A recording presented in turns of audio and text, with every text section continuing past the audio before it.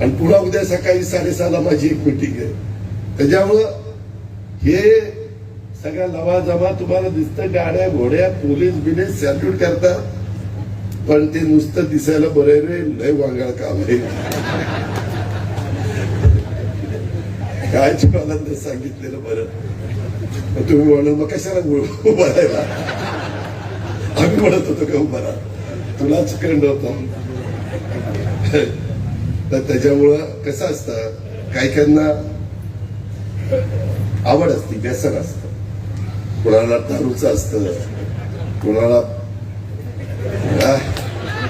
कुणाचा गुटख्याचं असतं, कुणाला सिगारेटचं असतं, कशाचं काय अलीकडे ते काय असतं ते हुक्का, नक्की हुक्का, काही हुक्क्याचं असतं, असं बरंच काय निघालं.